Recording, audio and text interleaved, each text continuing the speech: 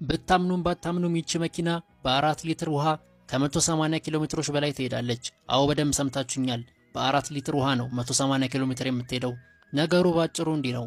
ከ25 ዓመታት በፊት በአሜሪካዋ ኦሃዮ ግዛት ነዋሪ የሆነው ስታንሊ ሜየር የሚባል የፈጠራ ባለሙያ ብዛት ያላቸው ሰዎችን ሰብስቦ ከ1970ዎቹ ጀምሮ ለዓመታት አንገቱን ደፍቶ ከሰው ተገልሎ በገዛ ጋራጁ የሰራትን ልዩ መኪና ሊያሳይ ነው።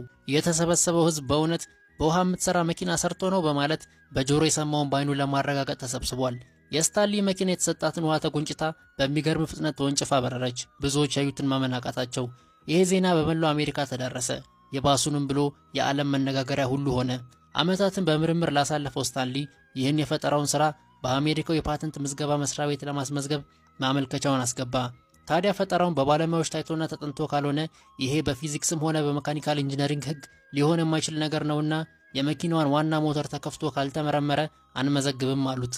ስታንሊ ሜየር በበኩሉ እኔ ዓለምን ልርዳ ባልኩ ልፋቴን ልትሰርቁ ካልሆነ በቀር ለምን ሞተር መክፈት አስፈለገ ብሎ አሻፈረኝ አላቸው።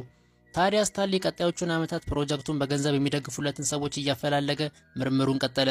ታዲያ በ1998 ሁለት የቤልጂየም ሰዎች ፕሮጀክቱን በገንዘብ እንደሚደግፉለት ነገሩት። ስታንሊ በደስታ ተፍነከነከ። የዓመታት ልፋቱ ፍሬ በማግኘቱም ተደሰተ። ታዲያ ሁለቱ ሰዎች በአንድ ካፍቴሪያ ውስጥ ይቀጥሩታል። ስታንሊ ከወንድሙ ጋር ሆኖ ወደ ተቀጠረበት ቦታ ይሄዳል። ከሰዎቹ ጋርም ተገናኝቶ ይወያያል። ታዲያ ስታንሊ ያዘዘው ጁስ እንደጠጣው ወዲያው ጉሮሮን ይከረክረዋል። ሆዱ አካባቢም ከፍተኛ የሆነ የመቃጠል ስሜት ተሰማዋል። ወዲያውም ከተቀመጠበት ጠረጴዛ ተንሸራቶ ወደቀ።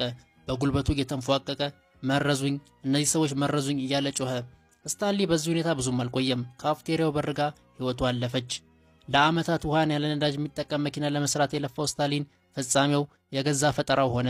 ፖሊስ የሞቱ መንስኤ በጊዜ ያልታከመ ስትሮክ መሳይ በሽታ ነው ቢልም ብዙዎች ግን የነዳጁ ዓለም በልጦታል ይላሉ። አንዳንዶች ደግሞ ይሄም አጭበርባሪ ነው፣ ውሃን ከቶንም መኪና ማንቀሳቀስ አይቻለውም ብለውም ይናገራሉ።